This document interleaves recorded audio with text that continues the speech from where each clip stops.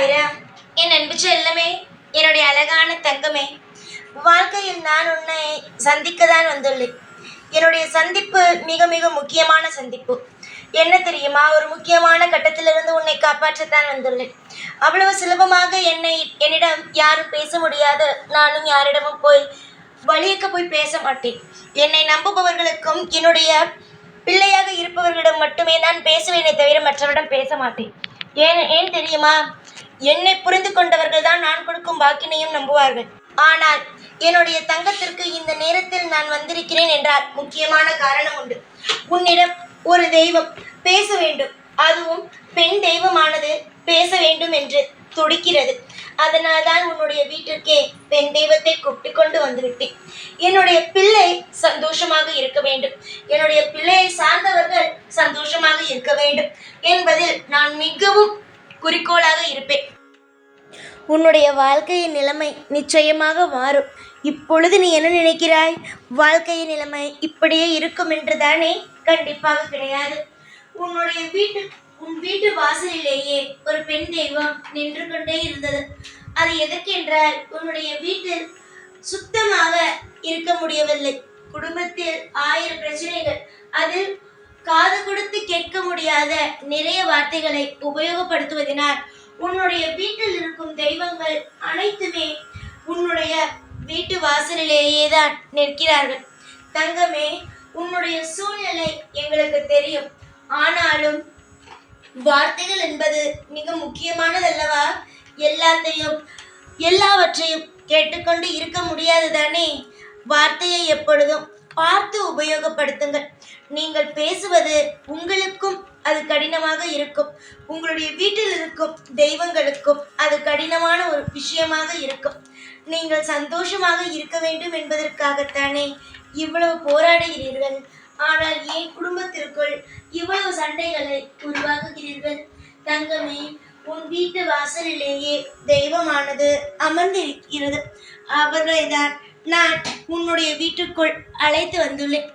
எப்பொழுதும் ஒன்று தெரிந்து கொள், காலம் உனக்கு ஏதாவது ஒரு பிரச்சனை கொடுத்தது என்றால் முதலில் நீ என்ன செய்தாய் என்பதை பார். நீ என்ன செய்தாய் என்பதை நீ புரிந்து கொண்டாலே போதும்.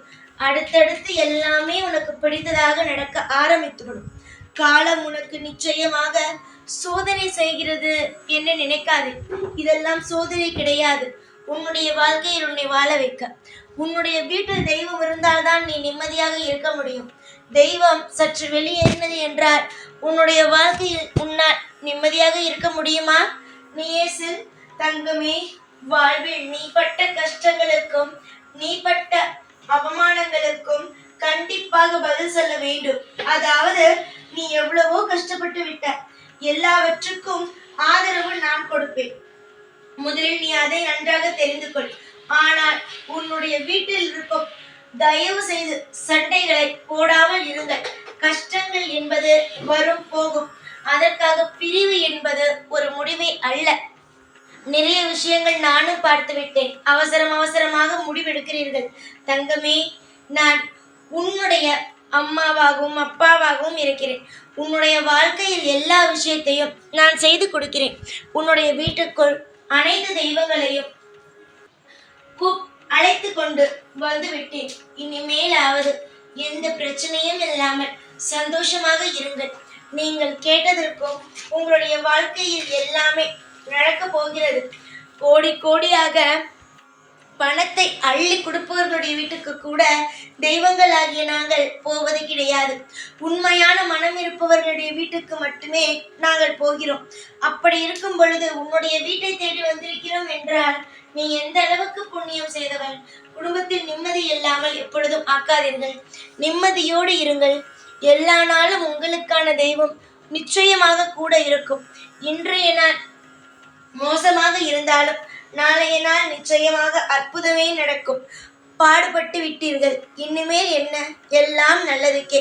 பொறுமை மட்டுமே ஒரு மனிதனுக்கு மிகப்பெரிய ஒரு நல்ல விஷயத்தை கற்றுத்தரும்.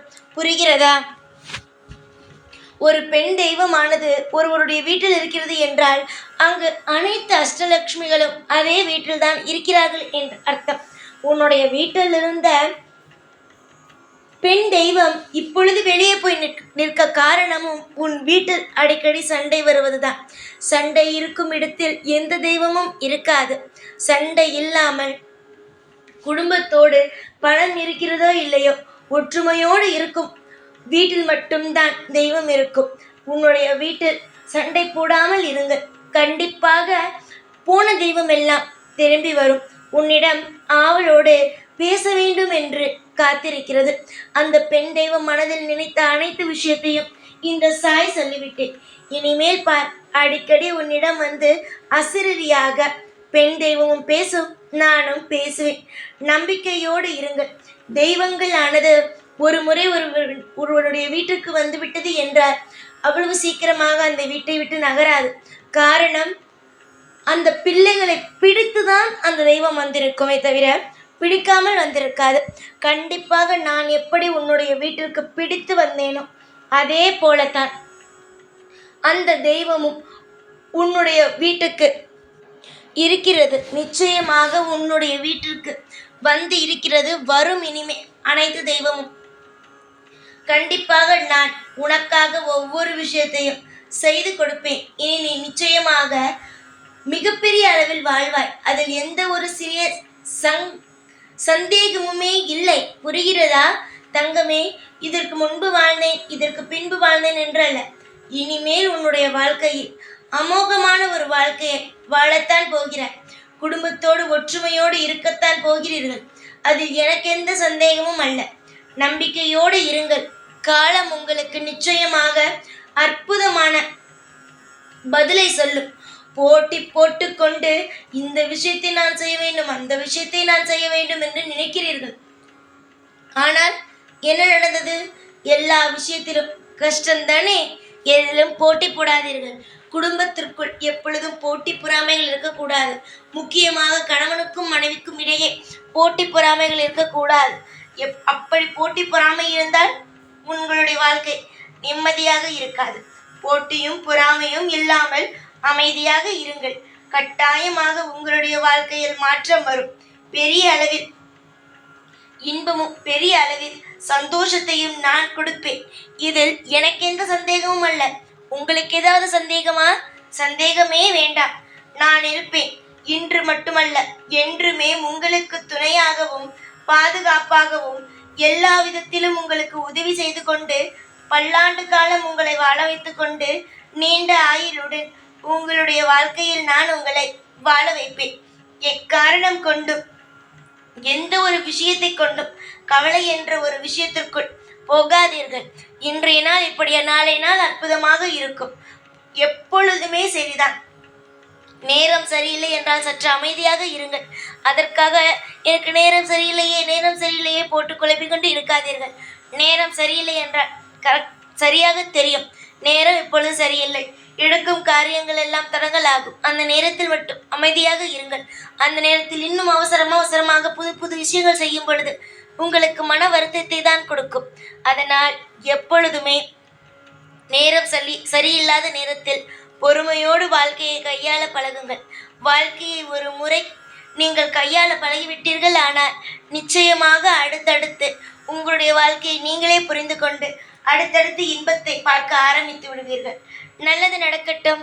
எல்லாமே உனக்கு பிடித்ததாக இருக்கட்டும். சந்தோஷத்துடனும் சீரும் சிறப்புடனும் வாழுங்கள். நான் இருப்பேன். இன்று மட்டுமல்ல, என்றுமே உங்களுக்காக இந்த சாய் உங்களுக்கு துணையாகவும் பாதுகாப்பாகவும் இருந்து வாழ வைப்பேன்.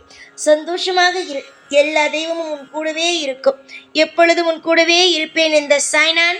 ஓம் சாய்ராம்.